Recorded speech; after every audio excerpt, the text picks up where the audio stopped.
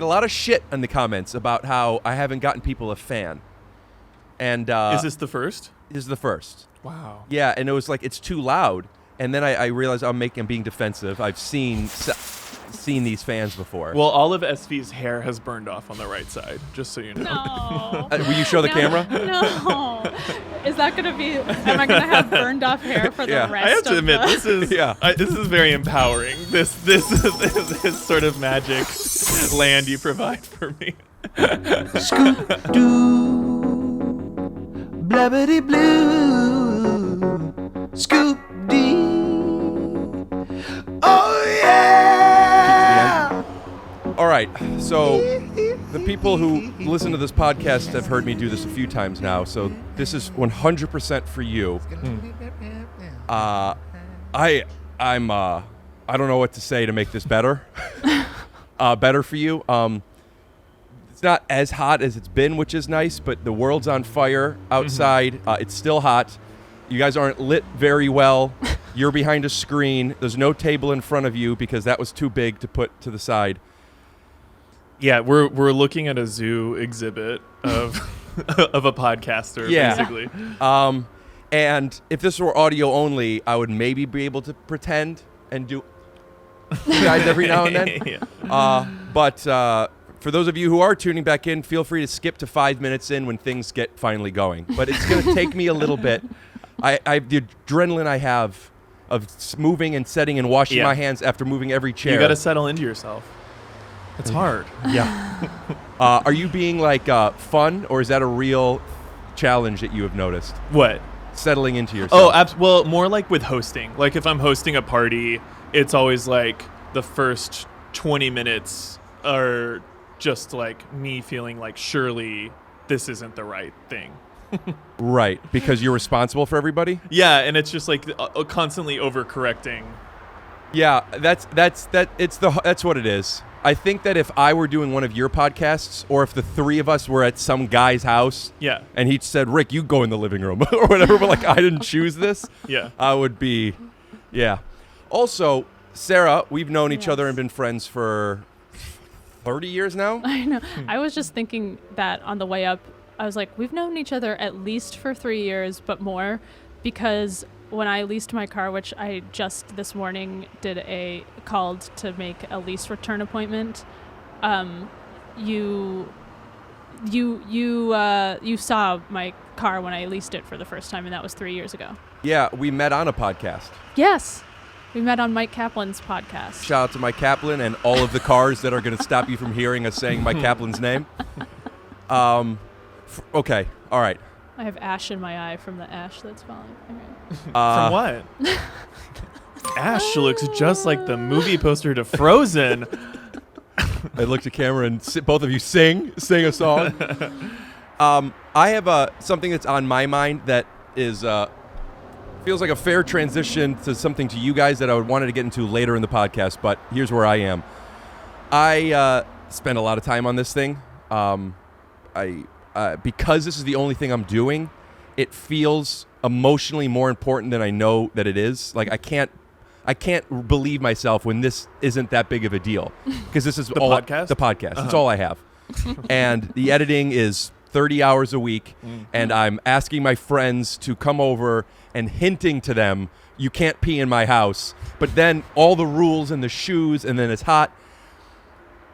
So last night I was up until like 4-something finishing this episode that came out this morning, and I do a lot of animations, and there was a moment where Kalila, who's a guest, we snap, and then when you snap, all of a sudden you're in a new shirt or whatever bullshit thing that takes a second that takes 8 minutes to film. So she did it, and when she changed, she wasn't naked, but she was in something that was maybe revealing, a tank top, or I don't know. I mean, it seems fine, but I don't know how everybody feels in a tank top. And I animate people naked all the time. I give people big dicks, little dicks, huge tits, small tits. That's fun. These are the main 4. Yeah. I forgot to put that thing over her. So now she's changing, and I messed up. And it turns out I asked her everything's fine, but I couldn't get over the fact that I spent a lot of time and asking a favor to make this animation thing. And this happens every week. There's always something. With a TV show that does matter, it's something I've never been able to empathize. All the challenges that I can't even imagine. One that I don't know what I would be able to do is what happens when you're done with something, or you have to be done and you're not done. Mm-hmm. That's kind of a wide question. I'm asking about the anxiety and the tools to deal with in partnership. You say it's okay. You say it's not. Mm-hmm. Could you teach me? Does that make sense? Does that happen to you, or is this the business and you guys are like, I'm fine? No. I mean, it does help to have more than one person. Like right now we're doing like color and sound passes on season 4, and there's just so many like little things where like I wouldn't have heard something, but in another email somebody's like, I heard a little pop, and it's like, well, if it had only been me, that pop would have made it to the finish line. You know, like there's just so much. When audio tells you they hear a pop, that's still for you to decide. They don't just take care of it. I think it just takes 100 people to make something. Yeah. Do you enjoy this? Yes and no. Yeah.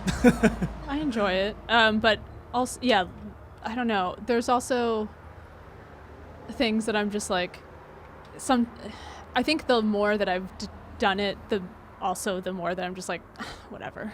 That I'm just like, like there's been a couple things I'm like, I'm kind of hearing this. And I'm like, at a certain point, I'm like, can we try fixing this? And then like, I'm still hearing it. You know, it's truly, no one else is hearing it, and it doesn't matter. It's fine. Yeah. And like now I feel less attached to certain things. So do you think that's based on experience personally, or is this based on the fact that there's literally so many things that you've done that it's just like this isn't my Da Vinci? It's like I care a lot about Search Party, but also it's just like I think it would matter if it was like truly important to the meaning of what the story is. But if it's like this actually is not gonna ruin what we're trying to say, you know, like this isn't gonna like it doesn't need to be perfection, you know. So my one of my weaknesses is being able to be in touch with what matters. How do you know? Is this the writer? Because you guys write, you direct, and then with that, you're obviously also editing and casting and all these things. But as a writer, you probably know, I know why I put this in here. But with all of these things coming together, how do you know? Is there a trick? Like, how do you know what really matters? And if it doesn't matter, why have it? I think it takes time. A poker player was talking about what it means to trust your gut, and people throw that around a lot. Like, just trust your gut, but that actually takes time to learn what it means to trust your gut. And you can't trust your gut. Like, I wouldn't be able to trust my gut on like financial expertise because I'm not a financial expertise person. So I need someone else who's a financial expertise person to tell me how to to be like, I can't be like, you know what? I trust my gut. Put 10,000 You can't even think of an example. I don't know. I don't even know the words. Dollars. $10,000 into Peloton, you know, because I don't know what I'm doing. But that's just one Peloton. Into one Peloton. You mean you want to buy a bike? I want to buy a bike for $10,000. I know that it's only worth $3, but put $10,000 anyway. Well, $3. But having worked on writing for since I was 10, I have more experience with what works story-wise, and I've learned over the years what feels good. And working in this TV show, at the beginning, the first year, we were, I think, a lot more anxious about making sure things were right. And now, year 4, we're a little more like, oh, this doesn't matter as much. This does matter more. And like, I think in the first year with editing, it was like, no, like we got to make sure that this feels good. And that now it's a little more like we can be less attached to certain things than we were season 1. Charles, we don't know each other very well. We messaged We messaged joyfully. I've messaged you this, I know, at least 3 times. Your Instagram's fire. Thank you. It's just it's so consistent. Oh, thank you. And that's unrelated. We'll get to that. But I bring up that I don't know you very well. I just want to let people know how we do know each other, which is just season 2 search party, right? Mm-hmm. Sarah, you asked me to come in and do it for the table read. Oh, yes. Mm-hmm. And you guys like read a season? It was a whole bunch, right? Yeah. Mm-hmm. Yeah, we did like in a day or 2. I don't remember. And then I followed you and was just like, this guy's fucking crazy fire. That's nice. But also, you are the opposite of what I am, which is a huge mistake on your end. You could go to your page and see it and feel it and laugh, but then you're here and this is you've gone 10 minutes without talking, and you're just kind of psychotic. Calm. You're calm. Oh, that's so funny. I get told that I have a calm energy somewhat often, kind of, and I just actually don't feel that that's true internally, but it somehow translates that way. Is that because your friends are some of the like literally cartoon characters? Yes, all my friends. So Ziggy and Kathy both call me calm. No, I don't know. I think I'm good at cutting off certain currents. Not intentionally, but just because I for self-preservation in moments, I think I kind of don't give off the external sometimes. I want to find a good way of having a significant conversation. What I'm so interested. I'm very fun though, just so you know. Yeah. Yeah. The Ziggy Kathy thing was great. Anybody who knows who those characters are, I just know that I think if they're you in want comic more strips. humor like that. Yeah, follow. Tell me real quick, because I don't really understand what your senator thing is. And what's the name of the Instagram account? Official and Ranch. Official and Ranch. I'll tell you my understanding. And I'm curious what you correct me and add what to your it. take is. Yeah. It's a family member of yours who's running for Senate. Okay, you're already wrong. So it's it seems like you made up a senator. I don't know if you made it up for political satire or just because people are idiots and they believe it. I don't know what the intention is, but it does seem real. Like it's not once you look at it, it's not. But everything it's very subtle. Yeah. It looks like Steve Buscemi. Is there something with Steve Buscemi involved? Just the face. I morph his face with. You use Steve Buscemi's I use him face. as sort of like a template, kind of. And you put it on a random woman, or is it a real woman that we shall not name? It's often Nancy Pelosi. Most often it's Nancy Pelosi. Sometimes it's Elizabeth Warren. But Pelosi has a great portfolio of images out there to choose from. And you're pretending this is a person that's running, and you're getting good followers. Yeah, I think it's kind of plateaued, honestly, but we'll see. I mean, there's a big surprise coming in a couple weeks. Big press moment. This won't be out for a little bit. If it happens, we'll put it in here if that's okay. When is this going to come out? Probably October, mid-October. Oh, okay. Yeah, If you're looking for just the right flooring, you need choices. And at Marshall Carpet One, you'll certainly find them. How? I know, it's a great question. What does that mean? Carpet. Likes this character? Yeah. Hardwood. Rugs. And luxury vinyl. So make the right choice. Okay. So you're like, with more than 50 years as a family-owned business, we've got you covered. Yeah, so there's a whole but do you think it's funny, or are you just Yes. I don't get it? No. If I didn't have you, I've sent it to people and said this is funny. Yeah. But if I had to interview on it, I don't get it. I don't know what it is. Yeah. And I think that's part of what it is. It feels like this is just this fake senator. Right. It really has no greater point. It's just it's a tone I've written in whenever I'm in a bed and breakfast and there's a guest book. There's a POV I like to use, which is someone who's hapless, who things are just happening to them, and they're another day where I fell off a building, and it's just like this, like, I don't understand your life kind of a tone. The confidence, the arrogance to just assume that everybody is a bed and breakfast. And just like the way you used it in place of saying going to get a coffee. Never once. I've seen Groundhog's Day. Other than that, I don't know a bed and breakfast. This is unnecessary, but true. I just want to say that 5-minute mark or whatever, it just hit. Yeah. So I think feels good. we'll start now. Yeah. We'll have all that stuff in, but like just theme song. Nice. Is there anything I could do that's in my power to make this balcony and you guys more comfortable right now? I'm really good. Is that fan on? Mm-hmm. Silent? Yeah. Get a lot of shit in the comments about how I haven't gotten people a fan. And Is this the first? This is the first. Wow. Yeah, and it was like it's too loud. And then I realized I'm being defensive. I've seen these fans before. Well, all of SV's hair has burned off on the right side, just so you know. No. Will you show the camera? No.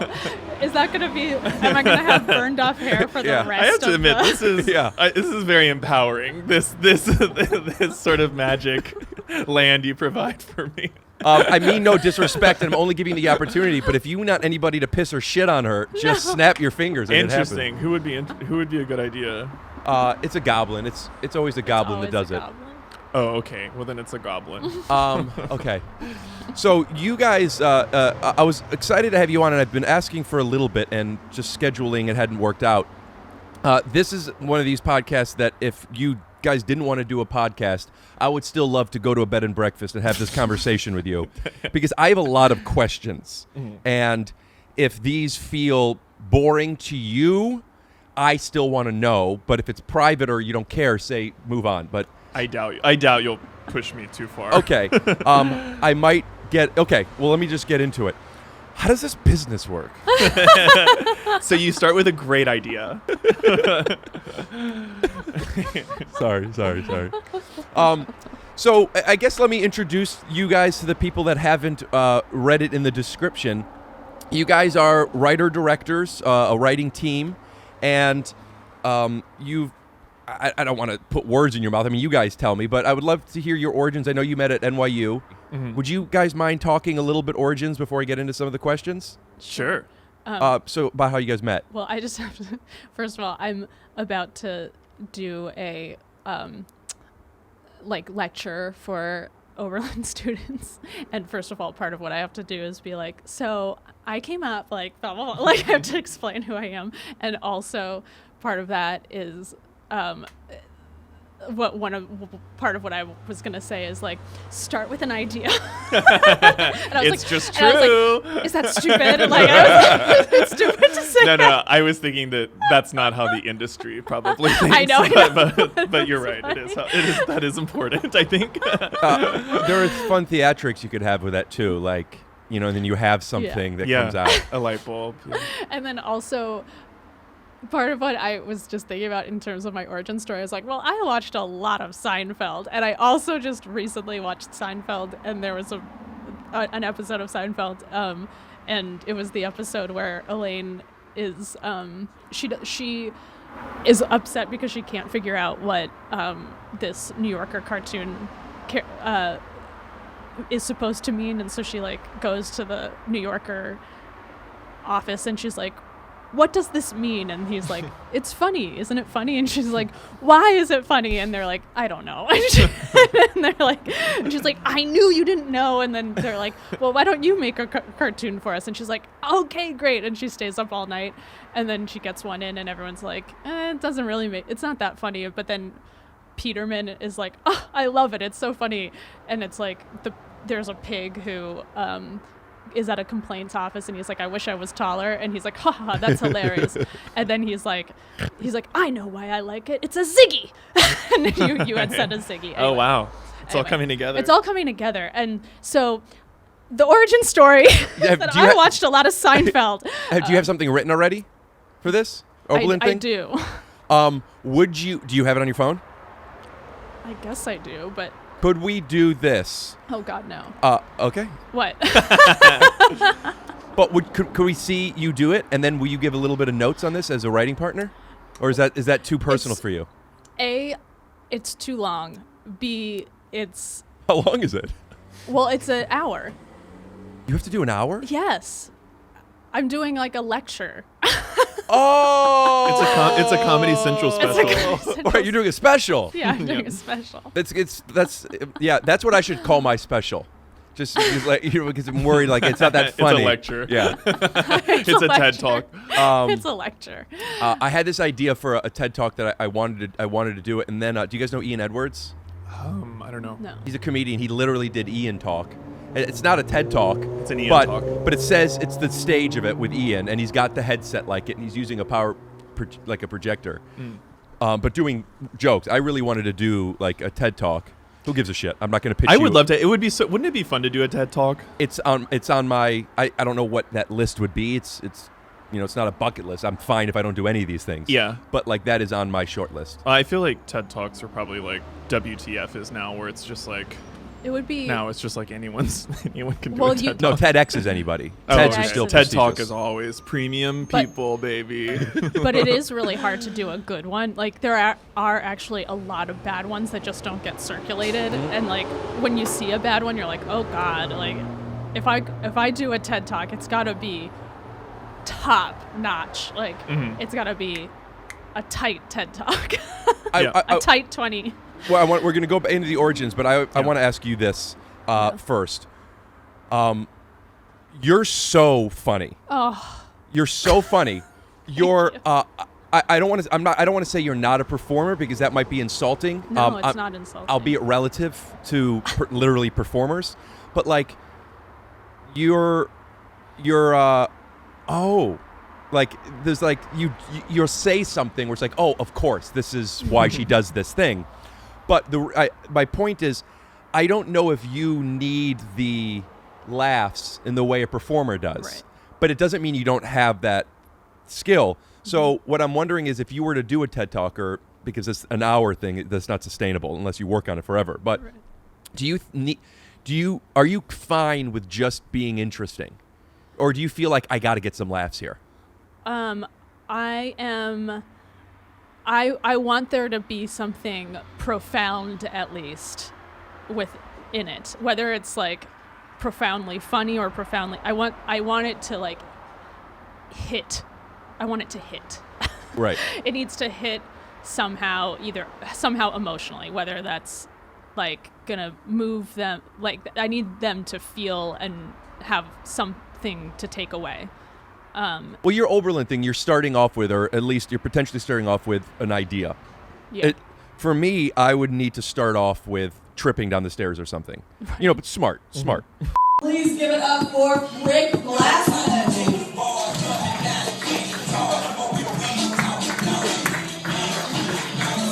The stairs of knowledge. Yeah. Help me, please, Jesus. But the instinct for you isn't I need a joke here, because in writing TV, you Right. need to have jokes, but No. you don't write multicam. No. Do I need to be funny here? Because your Instagram is jokes. Yes, but I think I'd have an easier time. Like I did a lot of improv, not a lot, but I did a totally healthy amount of improv. We'll in cut New to a York. clip.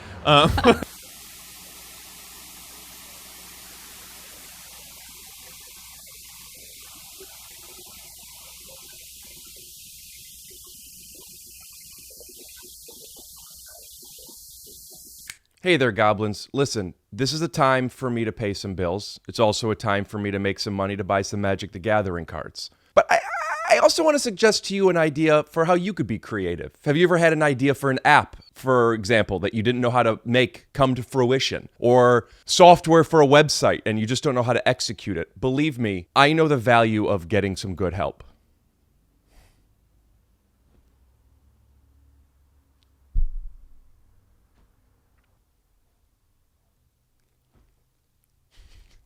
We all need a little help sometimes, and that's where Essential Designs comes in. They develop custom software and apps for your big idea. Come, take a walk with me. You see, some say that Essential Designs... Well, that doesn't work. Some say that Essential Designs is the Marshall Rug Gallery of custom app and software designing, but how will you know unless you try it? You dream it, they build it. Come walk with me. Oh, fuck.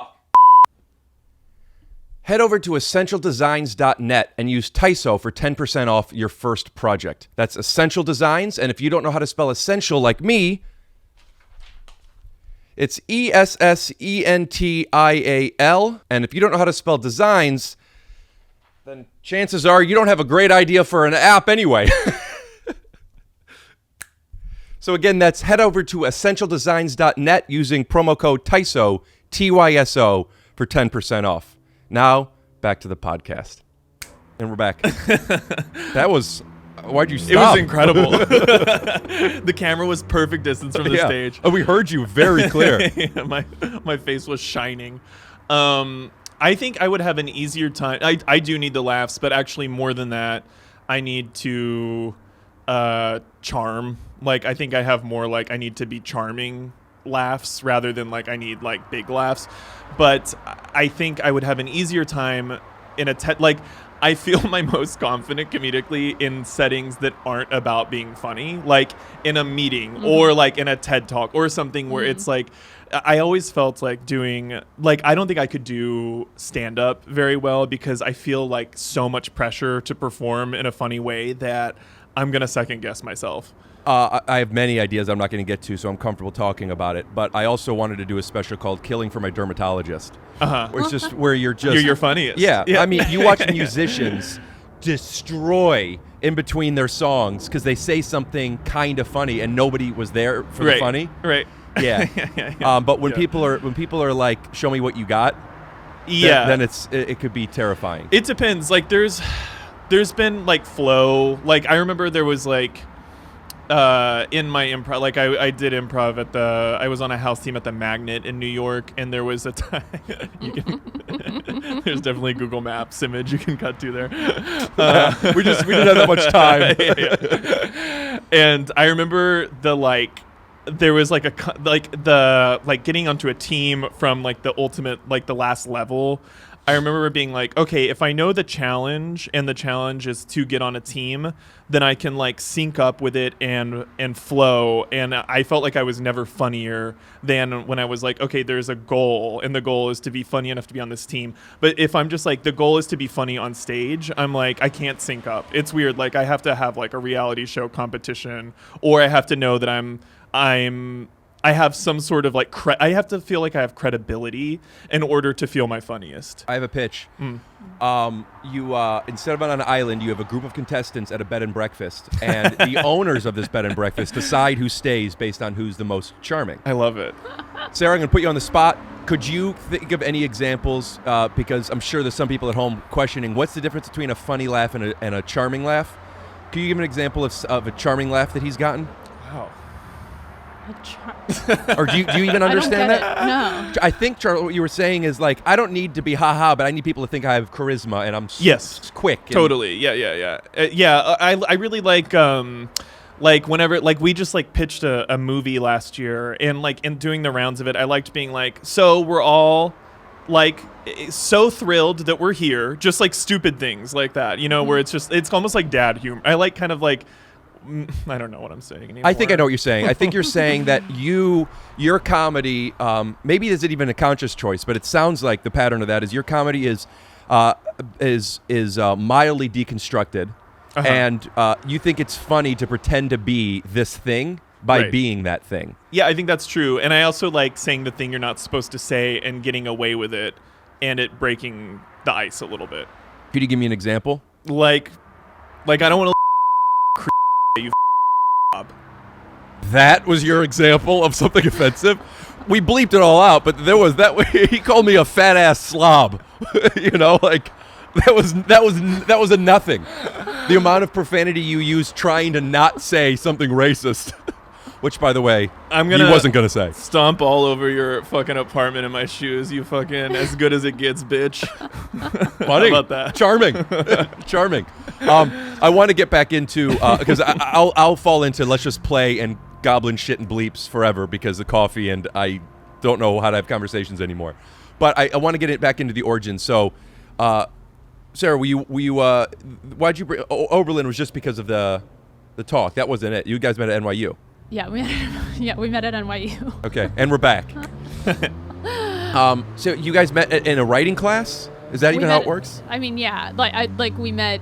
There's like 33 people in the class, so like we met Grad school. school. Graduate academy. Okay, so here's where I'm going to get I annoying. dreamt I went back last night, actually. Small Weirdly. world. Yeah. I never know when to use small world. I find that it That does was it. work when That you was say it. it. Yeah, Usually, yeah, I yeah. know that placeholders. It's a small world that I would have memories about my life. Yeah. Jeez, fucking, it's one or the other. So here's where my questions are going to go, because this is where I want to be able to visualize something that I can't, and I know so many people that do this world, and I haven't asked these things. So you guys, you go to writing school, basically. You go to film school. Mm-hmm. Yeah. But you go to Juilliard, and it's an art school, but you focus on the trumpet or whatever the fuck. When you go to film school, is there a specialty? And if so, do you know what it is beforehand? I want to make movies. I want to write movies. How does that work? At NYU, it's pretty much a program that's designed for people who want to be writer directors. So everyone goes into it specifically to be, and at NYU, it's really kind of an indie film program. So like they're doing they're trying to raise auteurs, basically. Authors. Auteurs. Is there a difference? Paperback authors. Authors are like novelists. Auteurs are Auteurs. geniuses. Auteurs.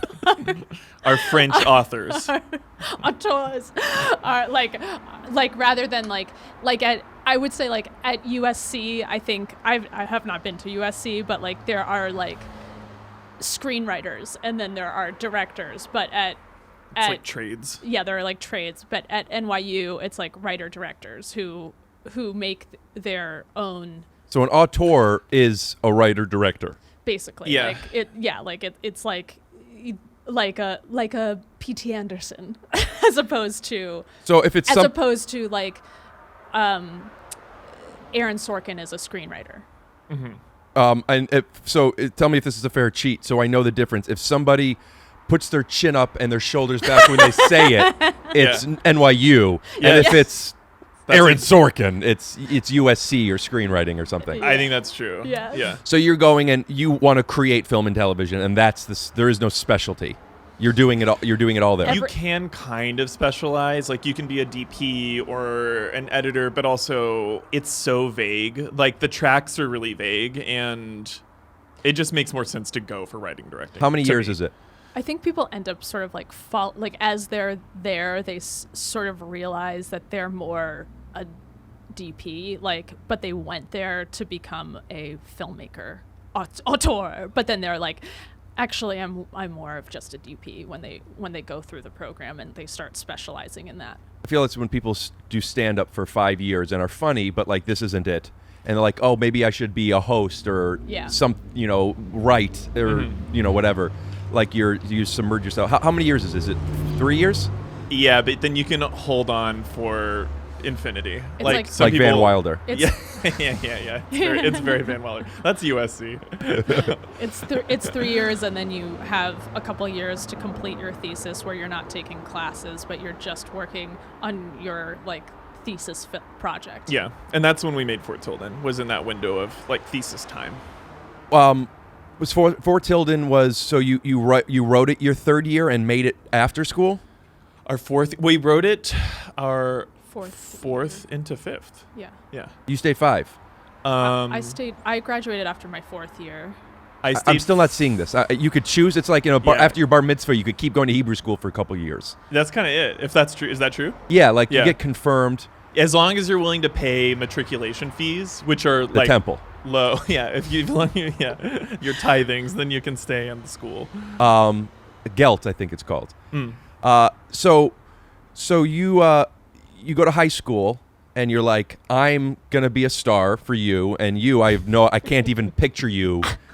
I can't picture you in high school. I was a floater. But you want to go. What do you do? That seemed like NYU film is. We made it at that age. That's a big deal. What's the application process, and how do you show that you're an auteur while you're 17 years old? Well, we went for grad school. So we had gone to college. Oh, right. I so don't know things. It comes after. So you do college, and then So you went do to grad school. What were your undergrad degrees? I was media communication, which Okay. was as close as I could get to film. Boring. I don't. But you don't have to Totally. get into it more. Yeah. What were you? What was? I was a theater and creative writing. Okay. So, and then what? How does that happen? What's the application? What do they see? I mean, maybe It's theater kind of you a can lot. see plays. The applicant. Well, No. you have to submit either a I don't know what it is now, but a portfolio of images or What does that mean? if you're Headshots? photography, Oh. or you have to like show some shorts. You have to make a short. Oh. You have to like show them something. So I could go to school for marketing, and I did, and then decide I want to make a short. Totally. Check out the 6th lead, and then you could just say, "Hey, look at this thing I made," and they don't look at. There's nothing else. There's no. You could definitely apply with the 6th lead, and then there's an essay. Which is Spanish for Guy, Essay. dude. or girl, woman. So you do an essay and you show a piece of work. It's not like getting your doctorate where you have to have are grades important? Not really. I mean, they are important. Like you have to have gone For scholarships and stuff. They're important. to college. But what's most important is your short or whatever it is that you submitted. You don't have to get too much into it because I want to talk about the stuff that after that. But could you tell me what you guys made and submitted and that got you in? I feel like my personal statement was the thing that got me in more than I spent a lot of time on it. But my shorts were like, I made a short called 14 and Single, and that's what I sent. And it was about a 14-year-old girl. It was in a world wherein teens should be pregnant and have kids. She was the only one of her friends. It was like a rom-com. She was the only one that was single and unmarried. At 14? At 14 in her high school. And it was like an upside down world where everyone was like really cruel to her about it. Oh, I completely forgot. Yeah, I would never have remembered it. Do you have it? On DVD. I should figure out how to put it on a thing. I could send you a 2-sentence text and you'll know how to do it. Really? Okay, great. Yeah. Check it out. This is hanging you never had another. Who's for now? And we're back. I made Oh, that was great. That was dark. What? You're 14 and single, by the way. I love the clip. Oh, yeah. Thank you so much. I'm sorry, Sarah. Go ahead. I made a short called Pink that was about a couple and which starred Claire McNulty, who is Chantal on Search Party, and also Allie in Fort Tilden. And I just saw her in something else that I liked. What did I see her in? I don't know. What's something that just came out that was like doing really well? People were like talking about. Wasn't there something? Tenet. She's in Tenet. Is she? No. No. Well, then whatever. I just. She's I feel- doing I- You're Real- thinking of Meredith she's doing in Palm really Springs. Palm well. Springs. I'm Yeah. thinking of Meredith. Oh, Right. yeah, Oh, Chantal. no. Yes. Yeah, The Chantal. one that spoiler alert from the pilot. I guess she gets lost. Yeah. Okay. So go on. I'm sorry. Spoiler alert from the pilot. I have to also say, and maybe this is mean, so I won't. I definitely won't say who it is. Mark this in case I want to take it out. I think about something you said once a week.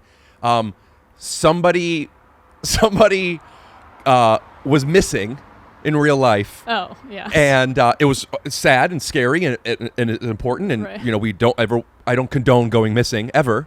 But the statement that came out was, she said, "I went missing." Right.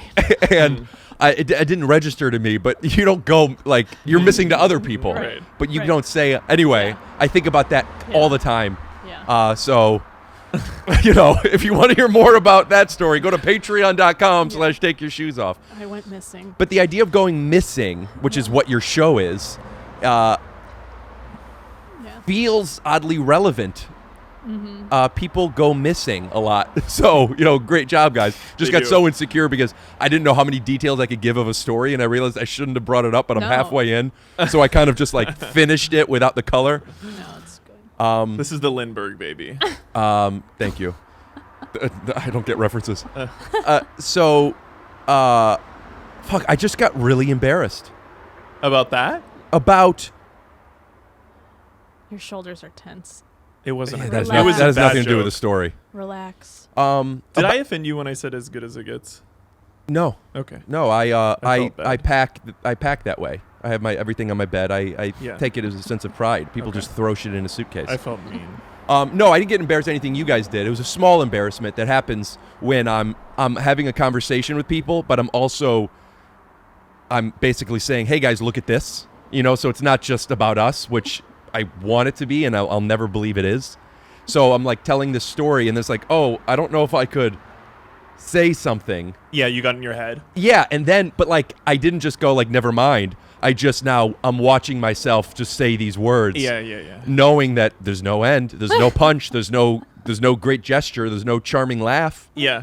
And I know that feeling, but you found your flow. You started talking about it. Now you're back in a flow. yeah, because neither one of you guys took me a fucking life raft. I finished and you guys went like this. Which is fine. You rejected my joke, but my joke was not good, so it was worth rejecting. Well, I don't know what Lindenberg is. Well, I'm not going to throw you It's a blimp, right? life raft. Yeah, the Lindbergh baby. Charles Lindbergh was a famous pilot, and his baby went missing in the 30s. It was a famous baby missing case. Perfect, charismatic, charming. I don't know about that. But yeah, I just don't. Anything that happened before '98, I had to like really study it to know what it meant. Oh fuck, dude, I hate. But your parents are older. Thank you. Yours are probably too, right? Yeah. Are yours younger than you? What do you mean older? The older parents teach our generation about the older things. Aren't all parents older? No, some people have kids at 20.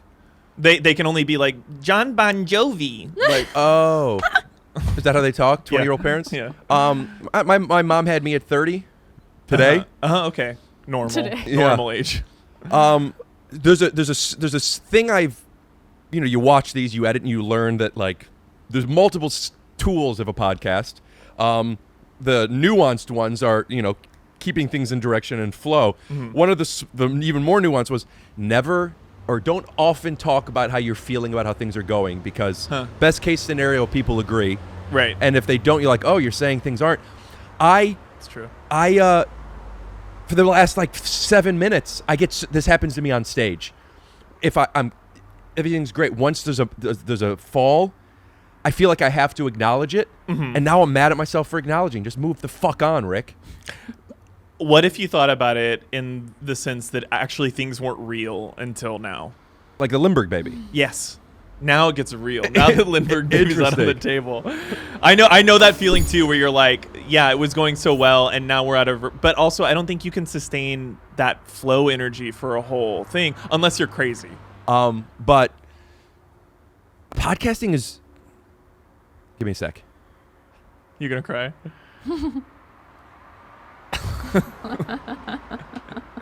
No. No. I mean, there's nothing. You're gonna sneeze. I was gonna sneeze. The only difference between a sneeze and a cry is. Sadness. I think that people appreciate being walked through a point of view, because then it kind of deflates. Otherwise, there's tension in the air. And if you're able to be like, I'm feeling this way, then everyone can be like, oh, like we're back on the ground a little bit together. So I wouldn't see it as burdensome as you might feel it as. When you guys came in, and I love this because it's honest and I have no ego to this whatsoever, but you come to the door and you have to take your shoes off, but I don't want you to take your shoes off outside because everything but my inside is hot lava type of thing, and I don't cross-contamination, and you put one sock outside and I go, oh, no, don't step on, you gotta, and you said what you're supposed to say, which is, I am thinking, before I even asked you, but I still do it. What do I do? What options do I have? If We're all carrying our own shit into everything, though, could you give me an example? What do you mean? Well, what do you mean? What do you mean? You didn't give the apartment number. I felt like you gave a lot of like, here's everything you Right. need. And then it was like, but where's the apartment number? You know what I mean? So how was that your stuff? That was another thing that I So fucked when up I on. entered your apartment, I was in my own mode of being like, wait, I have this, but I don't have this. Like I was like, we just don't have any control over the inner lives of each other, you know? So I have this weird neuroses where I don't like giving information, even if it doesn't matter. I intentionally don't give that number on the same message in case a spy gets that text. So I have it's just that because I wasn't set up by the time you guys got here, I didn't have my phone on me, and I was Yeah. just going to meet you outside or do it. Interesting. Okay. I'll probably leave all of this in, but I'm going to take a good look at this last 10 minutes. And this, if you guys were wondering if there was an edit mark, you can listen to what happened on Patreon of this last 10 minutes. But I had, my mind had a meltdown, but nothing in my body was affected by it. Something happened. You look great. Thanks, man. Just so charismatic. But I don't know if that's a joke. So we'll probably do that. We'll probably remove that 10 minutes unless somebody thinks this is worth keeping in. The point is, everyone has their own needs Yeah. and different ways of getting those needs met. So to be clear, your needs are for me to give you the apartment number. Yeah, and I have low blood sugar today. That was another like. I have an applesauce packet. No, this is what that's all about. Thank you though. Okay. All right. I think I'll be fine, especially knowing that I have the option, if I need to, of getting rid of that thing where I felt so fucking embarrassed for 10 minutes. And just knowing that I could get rid of it if I need to, I'm okay. So where are you guys from? No, I want to hear about what you made, the pink thing. Okay. Fuck, guys. I'm sorry. Thank you. It's great. Everything's good. Okay. So my movie that I made to get into film school was called Pink, and it was about a couple played by Claire McNulty, who's in Search Party. She plays Chantal. And We knew somebody that went missing. I'm sorry. I was just kidding. I was just going to do that whole fucking thing that threw me off for 10 minutes. Every 10 minutes. I just we tried were again. circle. I'm sorry. I was like, but we didn't know her. Another rant. Although You actually could edit it to keep looping. Yes, yeah, It yeah. would Oh be my really God. good. Although, I don't know if I told you this. I'm sure I must have told you this. But at the time when that girl did go missing, I was in. I did a hike in Griffith Park, and what's his name? One of the actors from Oh right. Entourage came up to me, and he was like, "Have you seen this girl? She's my friend. She went missing." And I was like, "Oh no, I haven't seen her." Anyway, I mean, it's not funny. I mean, it is funny. She's fine. It's not funny. She's fine. Yeah. She's fine. It's funny because she's fine. It's funny because she's fine. And it's funny because an actor from Entourage. Right. Like, what is real about this whole thing that seems like a Yeah, show? yeah. Anyway, Who was it? Was it E? I don't know I just know it was an actor from Entourage. John Cryer. No. In my mind, Entourage is like John Cryer, The Rock. It was The Rock. And the way Sam I described Levine. The Rock was Right. If The Rock, yeah, an actor from Entourage. it would be like Yeah. it would be like saying the guy from Entourage who flew in with LeBron, but it's like Matt Damon. Yeah. Anyway, okay. So my film was about a couple who And we'll be right back after a word from our sponsors.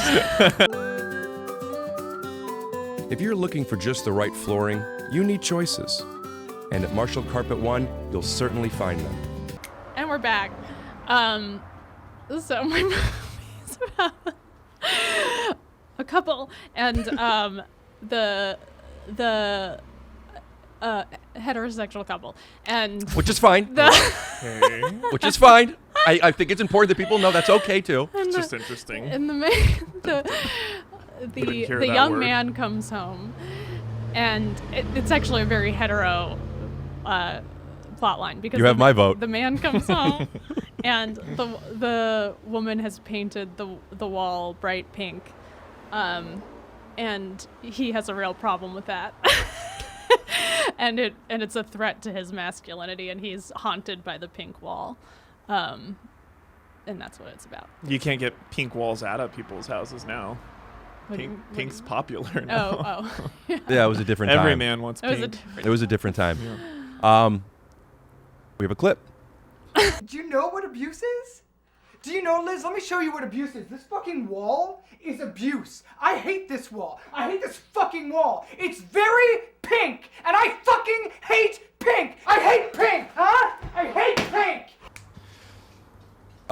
So we're probably 25 minutes into this episode, but you guys have been here for 4 hours with all of the fucking.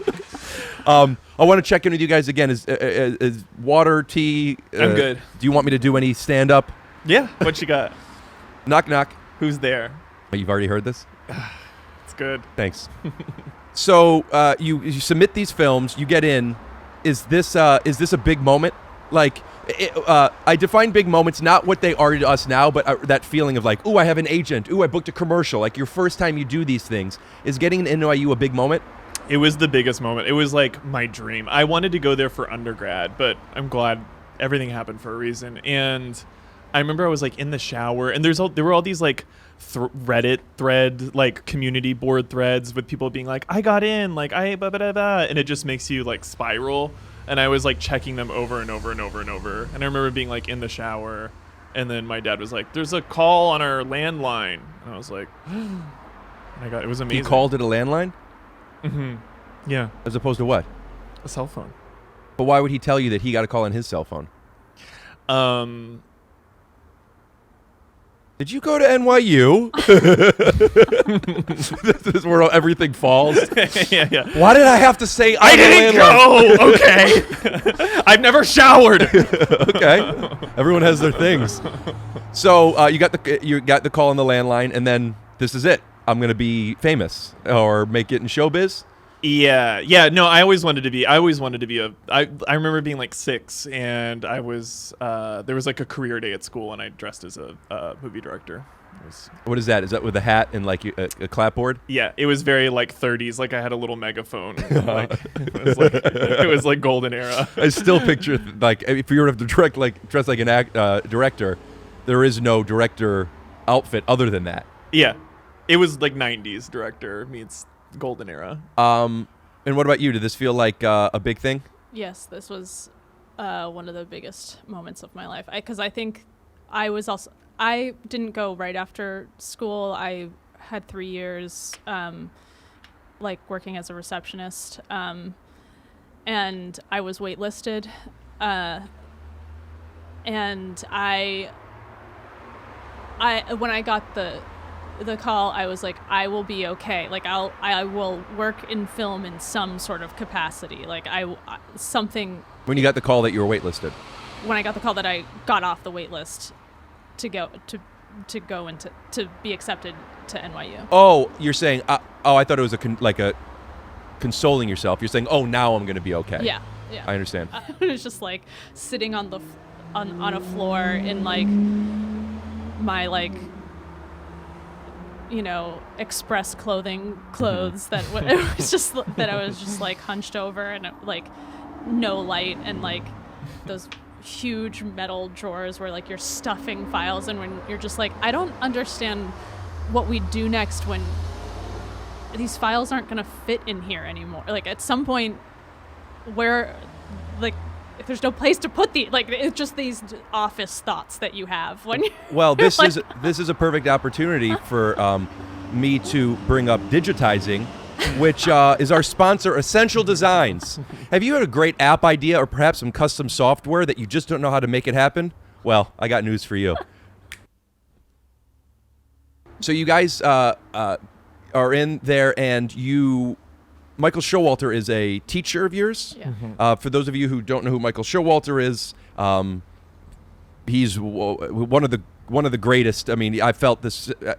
I mean, Stella, I know they did a lot more before, but Stella. Is when I got into David Wayne and Showalter, in particular, those two.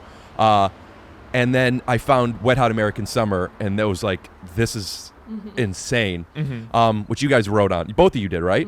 The television show. Yeah. Anyway, so you guys meet Showalter, and he's your teacher, and then you guys do what people pretend is how Hollywood works. Yeah. You go to NYU, you meet a famous writer, you guys so make a true. movie together, you win a festival, and then Yeah. you just get development deals at TBS. TBS? Warner Brothers? Now HBO Max. But because- we sold to TBS. So how does that happen? Why does he pick you? Do you pick him? Was it organic? How does that work that you guys got to build this thing with the teacher? It was organic. I mean, we sent our movie for Tilden to festivals, and then it won an award at South by Southwest, and that was very helpful. And then don't pass over that too. I'm sorry. Explain that process. You sit, you wait, and they call your name. Is it you email a digital copy of a film? We sent a DVD. Yeah. And we both put our hands on it and blessed it and meditated on it in Kinko's, and then we sent it on its way. Did you think that because you hadn't gotten in anything before this? It was the first festival we submitted to, Which is a big festival. yeah. And then you get in. Yeah. That's not common, right? No, it was really, really amazing. It was great. And then you find out you're in, and then what? I mean, I've gone to festivals, but never with something not a real thing that something I made like that. Yeah. You go there, and is there a feeling that I need this to sell? I need this to do well. This is a stepping stone that, do you have expectations or wants from this? Yeah, we had a team of people by that time. So we made it so scrappy, student loans. We were at the beginning of the summer, we were let's make a feature by the end of the summer. And then we shot it by the end of the summer and submitted it very early. And it was all so homegrown. And then we found out that it got in, and then we found out it got into the narrative competition, which is the little sort of higher selection competition, and then they announced the jury and audience awards at the end of that for that little 5 films or whatever. And so when you get into the narrative competition, you're given enough reason to bring people on. So then we had a PR team and stuff like that. So it suddenly becomes a more real deal. Are you 25 at this point ish? I was 25. Yeah. I was 29. Yeah. And now you go from school to hiring PR. Yeah, and what's funny is I went to Sundance last year or year before, and It was a year before. Yeah, it was so different being there, and now just living in LA and knowing people, it's you just run into people that you know that are your friends or people who you know of, and it's just the world gets so much smaller once you're in the mix Right. here, because it's actually not a lot of people. And but when we were at South by with it was a whole new world. I didn't know anybody. There was something so amorphous about the whole experience that was it was so intimidating, because it's okay, we brought our movie into this new kingdom of people, and we don't know anyone and we don't know anything. And since then, it just feels actually it's a much smaller world than that. So I remember you told me, because you guys, that's where you met John Early, who I mean, come on. Mm-hmm. He's unbelievably funny, and what a huge get. I don't know if he was a thing when you guys booked him. You saw him in a commercial. Sarah, didn't you find him in something? No, we had a casting director who recommended him. We actually wanted Cola Scola for that part, and he couldn't do it that day. And then our casting director was like, well, what about this guy? And we were like, oh, he's great. What did they show you an audition for your thing? Or did you just see a reel of his or something? I don't even remember what we saw. Yeah, because it was also Max Jenkins was John Early. I remember he was do John Early, and we were okay, and it was 2 days before that they it was so Everything shifting. was so shifting and scrappy. You had a movie planned in 2 days without one of the stars being cast? There's He a wasn't- lot of people in Fort Tilden because every scene involves a new Yeah. group, and so we were constantly oh shit, that's 3 days away, and we need this one other person. It was Yeah. so by the seat of our pants. Uh-huh. I mean, John Early's not a star in Fort Tilden. He's a day player. So he's one of those parts are always cast 2 days before potentially. And so That's true. I haven't seen it since, right around when we met. I probably haven't seen it in years at this point. I just remember him being so good in it. Yeah, That he is. I didn't even realize. It's when I remember I rewatched recently Airplane and didn't realize Leslie Nielsen wasn't a huge part of that. I don't know if that's a weird reference to you guys. No, I love No, I love Airplane. Airplane. But Yeah. Leslie Nielsen, to me, was the star of that movie. And I'm Right. like, Yeah. oh, right. No, he's not. Yeah, Um, totally. But yeah, anyway, John is... I didn't realize he was just a day player on that. Yeah. So you guys have this movie come out that obviously literally wins awards. Your first thing. Then Showalter takes notice. Like, we showed him Fort Tilden to be like, would you give us notes on it? I think if we showed it to him before we sent it to South, I think for notes on the cut. Right. And he loved it, and he was like, this is great, and great job. Like, I have some thoughts on this and this, but like, this is Did you really, implement really any of his great. notes? Yeah, I mean, he's a genius and has great thoughts always. The idea of being in college and making a film and then having... it wasn't college. It's NYU's college, It isn't was it? grad school. Graduate Is that not- school? Oh, I think of First of Graduate all, school. there's something real there that just happened. No, Oh, because something's like, oh, it's all I'm right. joking. Yeah, I don't know. It feels like that's graduate college, graduate school. I'm so sorry. Then never mind. It's not a cool thing. To be in graduate school, to be in your early 20s and be learning, Yeah. and then to be able to go to one of the greats for notes, that's like Yeah. having Schwarzenegger help you be your personal trainer. Well, we had Showalter for the first semester of being at NYU too, and everything was so new, and I remember I read somewhere like, oh, Michael Showalter's teaching at NYU, and I was like, I can't believe that. Like, I have, and then like half of the class is international, and they're all like royalty from other countries, and I remember being like, Michael Showalter's teaching, and they're like, I don't know. Yeah. Who that is. You were nodding heavy when I said Stella. Were you a Stella fan? Yeah, I loved. Yeah. I really liked Wet Hot American Summer, but I didn't grow to love it until writing on the show. Like, I think it took me to like really spend time with it to like actually get how great it is. Working on Wet Hot versus working on Search Party, the biggest difference is one of them is your show and one of them isn't. Not to mention the different styles and comedies. But could you explain the difference between you guys creating something and you have network notes, but this is your baby, versus a friend of mine, shout out to John DeWalt, he once told me this, that it's just a great way of looking at being in a writer's room. Your job isn't to write the show. Your job is to write in the voice of the showrunner, and you have to write for this person. That Showalter and David Wayne are such a specific voice that what challenges did you guys have in writing somebody else's thing that literally was started 10 years before you got there? Does that question make sense? Yeah. Yeah. Like, I'm looking for the challenges of that. Yeah. I think it's looking back at it, I feel like, I mean, like when SV and I write together, like we come together with a tone collaboratively, and then individually we kind of have our own tones or whatever word you want to, like vibe or tone or point of view or whatever. And then they very much had their thing, which was like concretized over the years. And I feel like what we were able, like the big challenge was kind of like, I remember there were a few things that I still kind of remember being like, when we were trying to write towards the tone of that show, I felt like it wasn't our best work, but the work that we ended up in the show that we were really proud of was stuff that was more just like character based. Like I think we were good at like tapping into how to make the characters funny. Right. But anytime it was sort of like we were trying to write to an absurdist situation, it's like only they really have the keys to that. But then I think you can tap into their comedy by channeling the characters.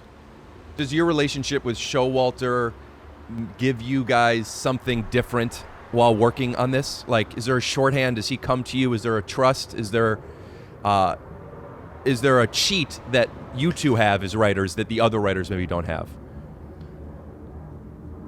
He did tell it. He took us into his office and was like, you have to get better at pitching. You guys you have to get better at pitching. That was like his one note to us, was like, it was such a boy world. It was like everyone was like, oh, then like, la la, and like, and like we had to like, just like bring in a little bit more of that energy to like sync up. So, by better, is it your pitches aren't strong enough? You're not being loud enough? Yeah, like I think that there was just like a vibe in the room that's like everybody's playing sports, and it's like, okay, we gotta like sync up with that if we're gonna do this. Did like, you feel that way too, Sarah?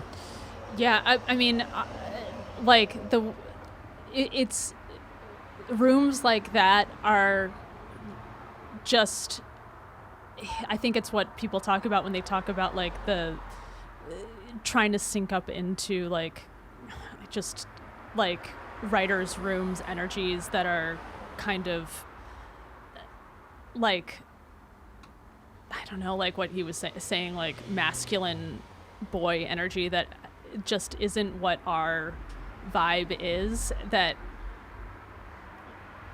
like was harder for us. But when it got to the writing part, that was where we thrived, because it was like we are able to tap into what works on the page, but in the room, like that energy is not really like right for us exactly. It's just like that we don't scream on top of other people, and sort of those ideas, like I just kind of remember listening to ideas. I'm like, well, that's not funny. Like you guys are acting like it's funny right now. Like I do not to like like there is just like things that are like, maybe some of this should be taken out because I don't want to. No, I'm happy to show this to you so you can listen. But what I think you're saying is just like some things aren't funny, but the collective is in on something at the moment. Like, so they're riding an energy there. Yeah, they're riding an energy that I'm like, this is kind of only fun in a room setting. It's not actually funny when I feel like we're wasting time on room energy that's not actually gonna work on the page. And so it's not like I'm kind of like just waiting for this room energy to calm down so that we can have good ideas. And so I'm waiting for this. So it seems like I'm not participating, but I actually am participating because I'm listening and waiting for this to shut up so that I can have an idea. But it seems like I'm not having an idea, but I'm actually waiting for this to shut up so that I can come in with a better idea. So my friend. So it's just like, okay, so what actually might work for the plot and what we need to do is this, but like you guys are having like, and then shit falls from the sky, and it's like that's not gonna actually be funny in the long term. Sorry. No shit's falling on me. It's funny. Yeah, I think that worked. Yeah. Sometimes it's funny. My friends John and Allison, whom you've met, you met at the Halloween party. Yeah. They're my best friends, and they're husband and wife in the writing team, and I've heard stories, and you know, it seems, I say seems only because I'm like, I guess it's not my place to define something, but validating what you guys are saying and what they're telling me, and some other stories I've heard, there does seem to be a vibe of male versus female energy when it comes to writers' rooms, and that the male energy is more like, I guess, you know, I love a male energy, I'm not going to lie to you, but shit falling from the sky and overpowering, where when I was younger, my thoughts were everybody does what I do. And if I want something to be heard, I'll say, hold on, stop, and I'll speak up. But I have learned that everybody has their strengths and weaknesses, and not that that's even a strength necessarily in every situation, but some people don't feel comfortable, don't want to, don't thrive in that situation. And it is our responsibility as teammates and partners in a collaborative effort to give space the way that people need the space as opposed to the way that we need the space.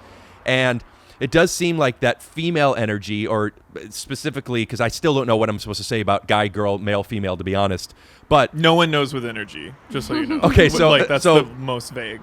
So gender is different from sex, But when it comes to energy, we're still back in the Yes, in and the dark most like ages. hippy dippy people are like duality, groom and bride, and it's like interesting. I don't know what to think. Like, Okay, sun, moon, man, woman, so I could call male energy big dick energy and female energy little clit titties. energy or little titties. Right. Charming.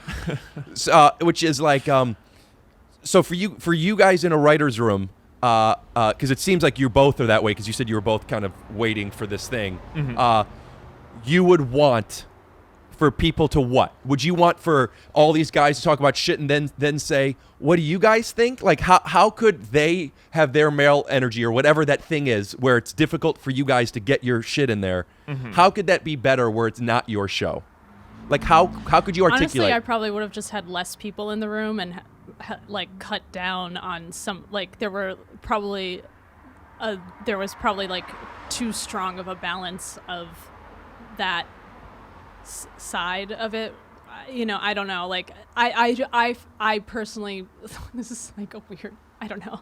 Like I just felt like some time was wasted with that stuff, even though there's good stuff that comes out of it. It was just a little bit inefficient in terms of like having too much energy spent there. That's how I would feel. Like it was just a little bit like that actually isn't getting us further along in terms of efficiency in we need to move the plot forward rather than like spending time talking about stuff that's making us laugh right now but it's not going to actually help us with plotting the story. So like that's what we were talking about at the beginning of knowing when something's important, and you're able to know if it's important even in the writer's room, or at least you believe you do, which I'm sure you do. Right. But I guess here's my question, more so for you, when you guys are in control of this, how do you find an equilibrium between what you feel is efficient, which is important, versus allowing everybody to feel important and allow them to shine and not feel shut out, or they do feel that they can speak up in your example?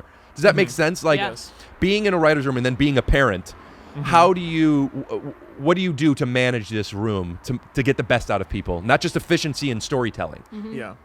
It's extremely difficult because it requires being very sensitive, but also trusting your instincts, or not even trusting so much as just trying to listen to everyone while also listening to your instincts, managing emotions, presenting your feelings in a way that is not egoic, and also like following the excitement. So it's like the most taxing. I mean, there's things I love about writers' rooms, but like I'm kind of happy I'm not in one right now. Like I've been feeling like, it's so nice not to have to every night from a writer's room when I lay my head to rest, I'm like thinking of like it's like going on a group first date over and over and over and over every day. And it's truly exhausting. I think it's exhausting for everyone for all the reasons. Like it's not just exhausting if you're running the room. It's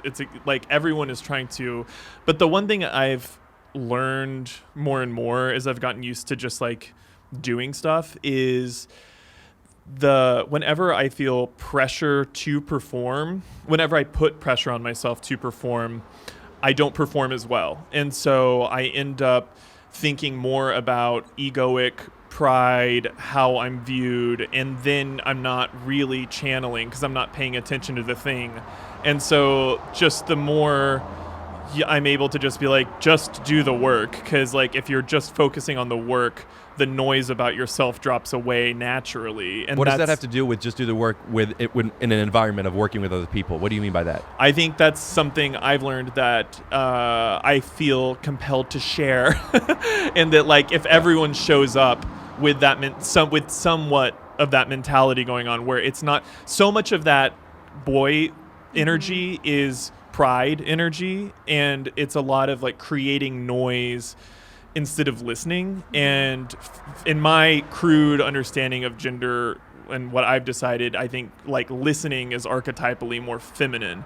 And it's just like if everyone is more on board to listen, it's just gonna be an easier ride for all parties, and it won't be about pride. Yeah, I find that everything is, everybody has their own ways of communication and customization, and I think it's really important that you find ways to create that custom thing. And if you're like me, you may not know how to create something custom like that. Maybe you've had a great idea for an app or some software. Check out Essential Designs. They can make it happen for you. Use promo code TYSO for 10%. And that's why you're a good listener. Thanks. So, no, I appreciate that. But I still want to milk something out of you. Going from where you were before to now, if I'm going to be a showrunner or if I'm running a room, what could you tell me as somebody who does struggle with, when I'm in a pocket, I like to ride my energy, and if I'm not, I could be distracted of giving everybody their space and communicating to them as somebody in charge. This is what to expect. Like when I text you that, here's some of my things to expect. Could you give me any tools? Does that make sense to either of you? Day one of a writer's room. Give advice to day one of somebody who's renting a room for the first time. How could you be more considerate to get the best out of everybody? It's a really hard question. I think being mindful of everyone's experience and being clear in your communication, and also, like, if that's your nature, like if you're like that type of control is your organic nature, then you shouldn't go against that. You know what I mean? You just people have to, it's just going to be about self-acceptance and accepting. I don't know how to really describe it. I'm sorry. It's something that happens organically, I think. I think that Charles gave a really good advice, which I hadn't thought about, which is like just trying to do the best to like not be performative, like, because I think people come in with a lot of anxiety of like, I want to do well and like have good ideas, but like as and like be impressive or something, and like try, whether or not, like whether you're show running or just showing up as a staff person, like I think that gets in the way a lot. And something that we do that I think helps is we bring in puzzles, and so people have something to like do like with their hands, and I think that helps people. I understand. Being.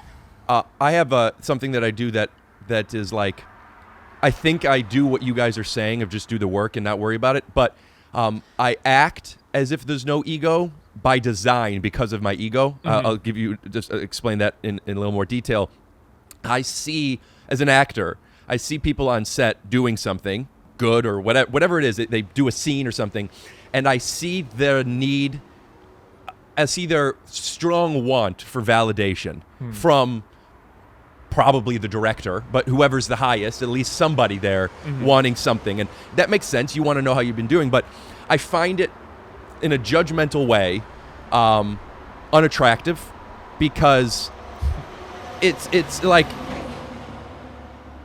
I've done enough where I've seen that there's so many moving parts to where, as important it is that we get this performance for you, I need to make sure this shot looks right. They make sure it sounds good. We need to make sure we're on time, and all the things that I don't even know. Like, I'm aware of that there's so much that we can't be doing this to everybody. Yeah. And sometimes, because I'm a human, I still feel a need, especially if it's like an important scene or something that I was nervous about, or with a person that I want to respect me, or whatever the case may be. I want to know that I did. But what I do is, I'm going to digress even further. My first time I dunked on somebody at the JCC, I remember this. It was a guy that we were in a fight with. We didn't like him. We had beef from before this game even. And went down the lane and I dunked on him. And he fell back and lost his step and went into the wall. And in my head, oh my God, like this was the coolest thing in the world. But I wanted him to think that I do this all the time. And I turned around and I saw my friends doing what they should be doing, which is, oh, this is so cool. Look at, this is something that you can't really do. And I remember, like, I didn't make a face. I didn't want people to know that this mattered to me. It's such a childish, small example that is more competitive than anything else. But I still have this thing where I cannot need the validation from somebody. Yeah. there's nothing wrong with going up to the director and saying, did we get what we wanted? But I have to think if we didn't, he'll tell me. And I'm too scared of, I don't know where I would stop. Yeah. Does that make sense? Like, once you need the I feel like I've accepted I need the validation. Mm-hmm. I've accepted it. I'm a human. I try very hard not to seek it. Two things. One, I think no matter what, everyone's telegraphing their wants, even if they're trying not to. It's going to come across, which is totally fine and neutral and human. And the other thing is that it's probably a good survival tactic to have in terms of social stuff, because Which version is a survival tactic? I think hiding false humility, I think, is better than, like, whenever you just see the need. It's so You don't want to give it to the person. It's an instinct to be like, they want that? No, I'm not going to give it to them. Right. Like that thing where like Right. you want to destroy needy people. It's like, Well. but I think there's the quality of that in general, where like when somebody wants something so badly, I think there's a natural reaction in people to not give it to them. because you feel obligated. Totally. As opposed to just like, hey, man, that was awesome. Yeah. And it's not personal. They don't need me to give it to them. They just need it. But you do agree that it is important to give people validation and let them know they're doing a good job. Absolutely. Is there a good cop, bad cop, or is there something that you guys do for that? Do you ever have to have a conversation with each other? Hey, we need to talk to somebody, but we want to make them know they're important. You know what I'm saying? Like, I'm interested in the. I mean, we have a lot of like sensitive things we have to do on the reg. Yeah. But I think it's very situational. I mean, I feel like there's times where we've both been the bad cop, and there's times where we've both been the good cop. And it's also because the bulk of the work is so exhausting. It's also like my attention happens to be on this thing in this moment. So I'm taking the initiative to do this. And now your attention's on this thing. So it's just like a constant cycle of things to deal with. I want to hear the Showalter and how he now is doing the show with you. Mm-hmm. Well, we went to Lemonade with Showalter, and he had just come from tennis, and he was really sunburned, and it was very like Annie Hall, like seeing like somebody in this environment. He's like, I love LA, because he had like just moved to LA. He had just moved, and he was like, I'd love to like make TV. I'd love to make TV together, and we were like, that would be amazing. And then he put us together with Jax, who we had a general with. And Jax, the production company, and him had a conversation about taking our like millennial satire and putting like a murder mystery / mystery hook on it. And it was a conversation that had happened without us. And then our managers were like, so what do you feel about that? And we were like, Murder Mystery was brought to you. yeah. And we were like, that sounds really great. So it was almost like a homework assignment in a weird way. And then you wrote what? The pilot? Was Showalter attached from the beginning?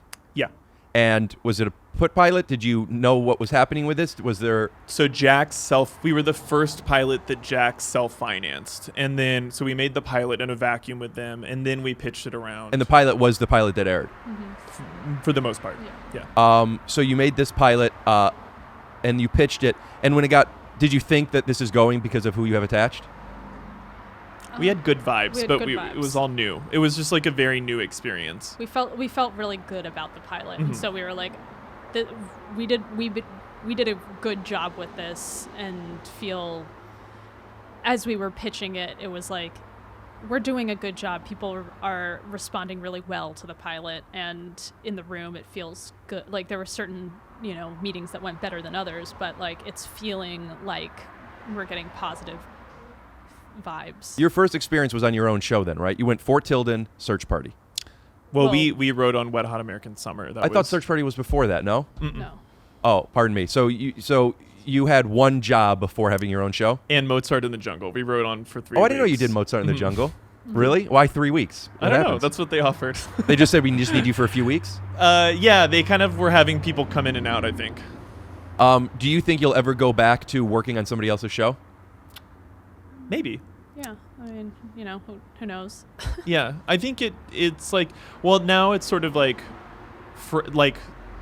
close friends and like their idea. I feel like that's kind of where the energy seems like it's at now, or like helping people get things made is there's something really nice about that. You're making movies now, and you have development deal because of Search Party, right? So back to this idea of this is how you make it in show business. You get into New York, NYU, and grad school, and you meet somebody, you make a festival, you do a show, you do a development deal. I mean, that's like you hit everything on your first at bat. There's no secret sauce, right? No. I mean, why are you guys doing this? Why is this working for you? I think that I think we have a good gut with things. There are things that we've sort of I think maybe started to do and be like, that doesn't feel right. Like when we start to go in a direction and it's not working out, we abandon it before it goes in the wrong direction. So it's like Is that something you've always had? I think it's through long experience of working in this, and by working I mean like I've been writing since I was a child, and What do you write at 10 years old? short stories, you Yeah. know, and then writing plays in middle school and high school, and then feeling what people respond to and listening to that and listening to what I like and what How do you listen to that? How do you listen to what people respond to? you don't ignore when people are not responding to something, like when someone is saying like, yeah, that sounds really cool. They don't like it. Right. It's not like when it really lights someone up, they want to know more about it. They want to be involved with it. They want to talk more about it. They're excited to work on it. They want to give you money. When people don't want to work on it, they're like, great, cool. Well,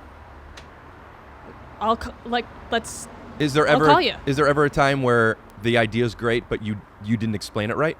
Yeah, but you then work on explaining it right better. Like when you didn't explain it right. Like there's I didn't hit that right or whatever, But like, Right. you figure that out too. Yeah, I think So- I think I understand. I think I'm that way, but I don't know. Right. I think I know if people, but that's back to the like, I still, there's a huge level of projection. I don't know how much. Like I recognize that was just like, yeah, whatever. Like No. Then I have no idea. I was thinking, I was absorbing how, even though I feel like I have a good barometer for what, like an empath barometer, I also imagine there's some projection I'm inevitably not in control of, no matter what. I've talked about this on the podcast, and I recently talked to my girlfriend Betty about this, about podcast sends and how did it go. I always say I truly have no idea. I know if I enjoyed the person's company, that doesn't mean a good podcast. It doesn't mean a bad one. I have no idea, and that's fine because then you edit it and you put it out. But where I struggle with that is on stage. I know and I'm funny. I know and I'm not funny. And sometimes the audience agrees and sometimes they disagree. I'm hilarious and they had no idea. I sucked and they thought it worked. I'm so out of touch. Laughing doesn't do anything for me because you're wrong or you should be. And I know that I could have done this better or what, but that gauge of if something is good or not, even if somebody is telling me, it's like, if it's not funny, it's because I explained it wrong. And if it, you know what I'm saying? Yeah. So that's just where I mean, just throwing that out there. It's hard. I don't think it's hard enough to know when somebody says something to be able to decrypt that and figure it out. I also don't believe that people really even know what they're thinking enough for me to trust that. So I don't know what my point is, but I think, you might be giving, equal credibility to every person you meet, if that's the case. Like, you have to kind of like take in the full context of that person, their taste, their understanding of the world. Based like, on what, like their credentials? No, based on your own understanding of people and based on your past experiences. There are people who are like, I love that, and I'm like, yeah, but you would, like, where I'm like, like. Ideally, like, you have something where it's like, I trust the energy I feel about this idea enough to be like, and then it gets a little like hippy dippy where it's like there's a spiritual element to it where it's like I can feel the fullness of this. I know that I can see it existing, whatever. But then there's also like, I remember in film school, like some of our friends, and to some extent, every now and then I would tap into this. Like, you would take in so much criticism from all the different teachers, and it's like you have to be discerning about what you're absorbing too. It's the best. You don't have to. But right. Well, I can't. It can help too. It's great. It's a skill set that I don't believe is intuitive for everybody. Mm-hmm. What the best I'm able to do at this point is having a few people, which I think is part of what you're saying, that I trust and that know me enough to where I need a sounding board of like, I know what you're trying to do, Rick, but this isn't it. Or like almost like I know I'm high right now. Is this funny when I'm sober? Mm-hmm. Right. So the best I have is like, I need you to listen to this podcast and tell me, do we need to take that 10 minutes out? Mm-hmm. You know what I'm saying? Because I'll never know. I mean, there's a lot of different factors that go into all of this because it's like you need to listen to the right people. I talk about this in my Oberlin lecture anyway, but like you need to listen to have the right people to listen to, but also you need to be open to listening to, like, there's a couple different things. One is that you need to be careful who you're listening to. There may be someone that you really respect who wasn't listening to it properly. So it's like, you might be like, I really respect this person. They might not have read the script on a good day and not have actually absorbed it. And so they might be giving you completely wrong notes for whatever reason.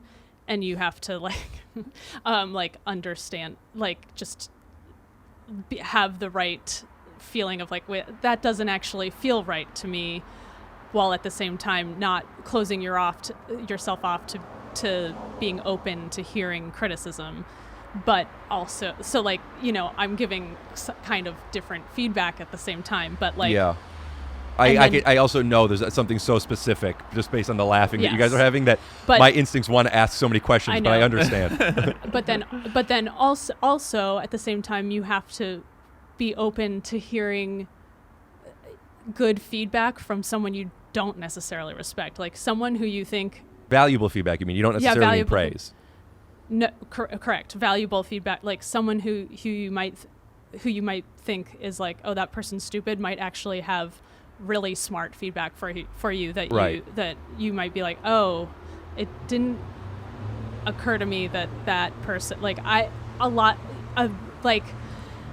thing I heard a million times before I came to Hollywood is like, ugh, studio notes, you know, or network notes. A lot of my experience has been network notes are really good. Like, they often are like basic and like whatever, but like they've been very helpful to me. And it's just like, what was this whole network notes are dumb thing? Like, no one is trying to ruin your script. Everyone wants it to be better, especially the network, because they feel an ownership on this and they want it to be the best it can be. So like, people are, they have an investment in it. Right. So like, they want it to be good. So like, and I'm not saying I don't respect the network, but You often, said the opposite of that. But You're like, praising them.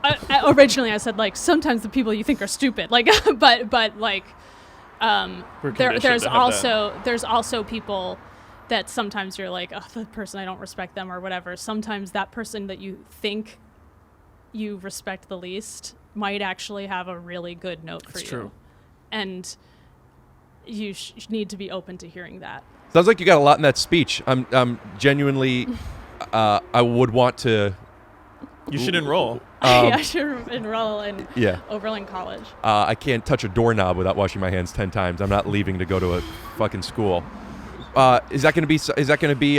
It's mostly remote learning. this But you would semester. go. Oh, so is your You would speech go. is your speech just going to be in a computer? Yeah. So you could. You can't log in. You don't. No. go But to you're Oberlin. gonna have a video. You don't have I'm to do it not going- live. No, I am doing it live. Huge mistake. Somebody will record it. Huge. No. I Make can't- make it beforehand. No. Why? There's nobody's asking questions. You just play it. They are asking questions afterwards. Okay. I say you make a video. You make it fun. You know, you direct play it. all the students asking questions. yeah. Like in The Office when Steve Carell plays all the different characters in wigs and shit. That's tough to do an hour It is via tough. remote. That's scary. I know. Are you nervous? I am nervous. I gotta do something like Charles said to make sure my ego isn't. Play with puzzles. I gotta play with puzzles. Exercise. The morning of. It I helps. would be way more nervous to do it via satellite than in front of I am nervous. people. Yeah. Yeah, yeah, because it's gonna be so like It's a different energy. stationary in my house. Like Yeah, and you can't like vibe off of I know. people. People are doing that in stand-up now. People are doing. I don't know if No. you've seen Zoom shows. no, I haven't. Um, Have you done Zoom shows? No. I did like a Zoom comedy show, and it was. And you have to put it in air quotes. Yeah. It's built. It's literally built in to a Zoom comedy show. Your hands just you Beetlejuice it like every time. You could just not say Zoom. You could just say comedy I did show. a comedy show. Yeah. And it was a lot of talking over each other, but it wasn't as. It was a little like this. It was a little more like conversation-y. But I imagine like a one stand-up would be. I don't know how you would just do stand-up alone. Well, people. So I have some friends that. Almost all my friends are stand-up. Some of my friends are quite successful stand-up comedians, and they make a lot of money doing this, and they're trying to find ways to. Correct me if I'm saying this wrong. Win their bread, and the stuff that they're doing is interesting and cool because they're surviving. There are people that are going on the road and they're basically driving movies, and they're on a stage and people are in their they're not even they're in their cars and they're doing the flashes for their laughs, and it's like I guess you have a stage now, but the craft isn't stand-up isn't being funny. The craft is having a conversation with somebody who isn't talking, you know, and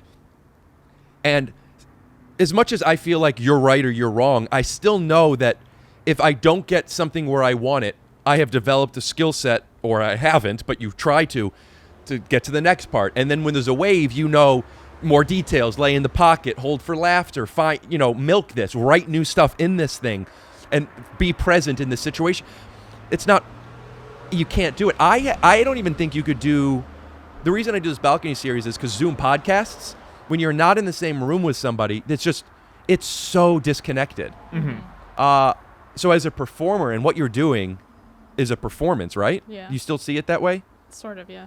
Yeah, it's just, it sucks. It sucks. It sucks, and it sucks. Because they're all gonna be muted too. It's just gonna because there's 150 of them. Oh. It's so crazy. Are you gonna look at little thumbnails? I don't know what it's gonna look like. I actually am gonna email them to be like, is there a screenshot of what this is gonna? Am I gonna be looking at myself? Like what? What are you gonna wear? I don't know. You should get a podium and wear a suit or something, you know? Do you want to go pee? Yeah. All right, we'll be right back after, we'll bring the camera in. No. If you're looking for just the right flooring, so for those, I guess the proper word is dorks who leave these comments all the time about let so-and-so piss in your fucking bathroom. Happy? Oh, it's so good. Also, you guys had an environment in there that I've never done before, which is the inside light on, the outside light off, but then with the door closed. I closed outside door. I turned both lights on. You didn't, and I think we should talk about it for a while. When I walked in, one of the lights was off, one of the light was on, in a order that I don't do, and then closing the door because out of respect, because you can't have the door open when you have guests and you pee. Never. It felt like a hotel. There was something about it. Mix it up. I never do turn down service at hotels because I don't need them to touch my stuff ever. So I don't get the turn down service. I went to a real nice hotel once, and I thought, why don't we treat ourselves and let these people just clean up my mess and touch my bed. And something they do is at nighttime at nice hotels, you guys probably know this because you're in the business, they do it twice. Yeah. And they come Yeah. at night, and at night what they do is they turn on like a lamp, and they give you the mints, and they fold the things, and they turn your toilet paper into swans or whatever. But there was something I came back to where there was a light on. You would never have just that light on. That's the turn down light, it feels like. I couldn't believe the vibe I had from it. And I immediately got a light like that at home, and now I have my Alexa set it up at sundown. It turns it on, and my room has a light that is like just turn down service. That's nice. Thanks. So you guys are a writing team, which, as everybody knows, and if not, you'll figure it out, it's the stars have to be aligned to find somebody that you could work with, let alone be a partner with, collaborating on multiple projects. I also want to talk about Monsters. That's something you could talk about at all?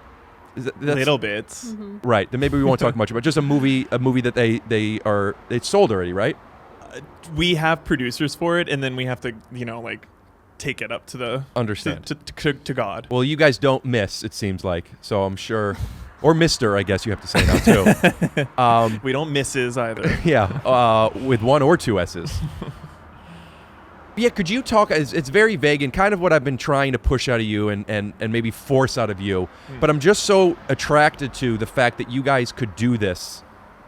As much as it helps to have somebody there, it also is such an obstacle to always have somebody there, unless it's the right person. And I can't imagine either of you are going to throw anybody under the bus here. But I would love a realistic look on why you think this works and some of the pros and cons, if possible, because your equity in this business is together. Is that right? So could you talk on that? I mean, I think that we first of all, we both have our own separate dreams, and we're both respectful of our separate dreams. So we're not like, well, we're married forever. So I think that also is helpful in terms of relaxing our relationship together. We're not fully committed, if that makes sense. But we also About to break up with you, by the way. I know. No. Just I've never heard her say that. No, but we have he has his America too, and I have my, which is a thing. He can talk more about it. And I have other projects that I'm right. That I do without him or have the aspirations to do without him. I'm not really doing them, but Who's Adam? With Adam? Who's Adam? What? I didn't hear her say it. She didn't say Adam. It is without him, but it sounded with Adam to me. It's together, when we work together, it's just been a long process of sort of working out kinks of it. And when we started it, we also didn't even have a conversation about working together. It just kind of happened very organically and really simpatico, and there have been ups and downs, but we kind of have very compatible energy that also when we have had conflict, we have good communication about working that conflict out, and we've he's called me out on stuff, and I've been you can't call me out unless but when you can call me out more. Well, when he has called me out, I have listened. I believe that I have listened and heard him and implemented the change, and I believe, right? Is this the feminine energy you're talking about? Maybe. I mean, I do think somebody the other day was asking a similar question, and I was I think it's we've both cried a lot in front of the other person. And I think that the key has been how it's just kind of been organic to every step of the way. I don't think we've there wasn't a moment where it's this is what it is and this is what we are. And I also think are able to both come to the ground emotionally and be honest emotionally, and I think that's the main need. Does it feel like a relationship? Yeah. But I also do think I have called you out, because like when I've been like, you crossed a boundary, I've said it. And You could be, from my point of view, quite aggressive with it. yeah, I know. There's for just us together. Yeah. There has been times where I don't know the full intention, and knowing you, it's all good because this is how she communicates, which is way better than not saying the thing. But because you're so usually, put like quiet, and then all of a sudden, I don't like that. There was a time that we were at in Silver Lake. Do you remember? There was a bar we were at. I don't remember. It was somebody's birthday, and I just remember I went. I don't remember who it was, and I just know that you were friends with some of the people there, and you live walking distance from it. So I texted you to come over, and I was high and I was in bit mode, which you don't know. It's perfect, and I'm serious. I'm serious. You're in a flow. It's perfect. Yeah, everything about what I'm doing is right and funny and on time. Now, some people might not be in the mood, but that's on them to figure out. Don't ruin this for everybody that is needing me right now. And there was an audience? I don't know if there's ever not been an audience. Even if you're alone. Yeah. There's always two things. One, I don't like to speak bad about people. And there's a morality to it, but it's more so I believe that somebody is listening. Yeah. Always. My grandma would say, "Don't say last names on a bus," and I love that expression. I love that. Yeah. When you guys leave, if I had something that I didn't like that happened, and I would have talked to Betty, I would need a half hour to pass before I would. Everything was fine, but I wasn't sure about the bathroom. Like I would be whispering. I'm paranoid. But also, I'm doing stuff, and in case there's a Truman Show, I know of a bit that would be funny. I'll do it. I'll do it alone 100%. So when you're at a bar, of course, there's always somebody that's like, I love fucking Glassman's so smart. I bet he's doing something meta right now. So you got to appease. But I don't know what it was. I wasn't juggling. I was just high and, a lot probably. But I remember we were at a table and we were in the bit. It wasn't the beginning of the bit. So we were for 2 minutes in. Maybe it was 10 seconds. It felt like 2 minutes. You then said, what I heard was, "Shut the fuck up, you fucking loud Jew. I don't want to be doing jokes right now." And in my head, before you said that, you said to me, "Please do the jokes. I love the jokes." Because I felt like, yeah, Sarah, come over. And you said that. And as an adult, there's only so many memories that I could viscerally connect to how cold I got. And that was one of them. I punched you in the face. I punched you is how I felt. I didn't say that. No, of course you didn't say that. Please. No. For the record. No, of course you didn't. I'm saying Quiet like, Jew. It was as if you might have just said, "Rick, I don't want to do jokes." I don't know what you said, but the way you said it and the way I took it, Sarah doesn't talk like this. And then since then, there's been a few, and it's great because you need to let somebody know.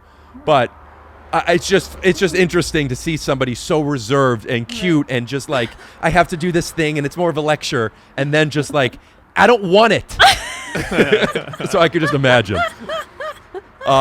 Is there somebody who's in charge if it comes down to both of your backs are against the wall? Does somebody take the lead on that? No, I think we just have to work it out. Sarah, I want Charles to answer this one. Okay. You can tell me. No. I think that's true. I think we have to work it out. I think that there's different situations. Like, it's like there's so many different ways to have your backup. Like, there can be the little things that's like, whatever. Like, that doesn't matter to me. It matters if one thing matters more to you than the other. And then there's things where it's like, oh, we actually do have to like work through it to get an end result. Could you think of an example of a time that you both felt you knew what was best and disagreed on something on Search Party where a shot that you're direct, something that's not in the writing. I'm wondering like on the day where timing really matters and you need to get this shot and somebody has to concede.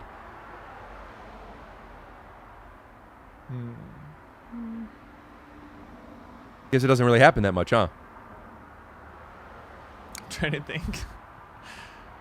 As co-directors, Like, it does happen, but I can't think of like a. let me ask a different question that's on that path, and maybe it'll lead to an example. Everybody has so many jobs on set. Director has so many jobs on set. Mm-hmm. Is there a shorthand that you guys have, or is there a shorthand that would make things easier? Where, Sarah, take care of this. I'm gonna do this. There's so many things that you have to do that. Hey, could somebody come take a look if we like this shot? Like, yeah, let me ask if Sarah's okay with it. Like, could you speak for one another? I think we almost always make sure that we're both involved in everything, and also most people in the full pyramid of the set culture know. Is my mic a little weird? It sounds like okay. It's I feel like everyone is knows to involve both of us. So, and every now and then when there is someone in the department that only runs one thing by one of us, then it's well, it's a little bit on them, to be honest, because it's I saw that something happened. I hope that's what I want to, and if not, then I'm not going to put that on SV. It's going to be you should have involved me in that decision. You know what I mean? I'm just realized I may have passed over something, Sarah, that you said that I want to make sure I'm clear for everybody. She didn't say that to me. I want to make sure, because yeah, whatever, but that's what I heard. I want to make sure in case I didn't acknowledge Rick, we're on a public forum. Not at all. Right. There was just I just felt like I was in an energy, and then I got shut down, and then I was lying. Actually know that she did say it, and I think we should cut to that tape. No. Sarah, just for the tape where he snapped, could you just say some anti-Semitic shit to me? We'll push in, we'll make it funny. No. Goblins. No. Anyway, sorry that I interrupted that, but I wanted to make sure that I protected what needed protecting, if it did. Sarah, what are your thoughts on that as far as sharing, joint custody on something? We are pretty good about making sure that the other one has approved everything. There's also stuff that I am more comfortable with Charles approving. For example, right now we're doing color, and I'm really not good at color stuff. Sometimes I kind of can tell that something's off, but I don't know what it is. I'm just this scene doesn't look right to me, but I don't know if it's that it's too green or too yellow. I can't tell what it is, but Charles can. So I'm something doesn't feel right, but I don't have any direction to give you colorist. I know that it doesn't feel good. It's so hard. I color all these episodes, especially with the balcony, and I have to pick them. And I don't know. I have no idea. You just kind of do it.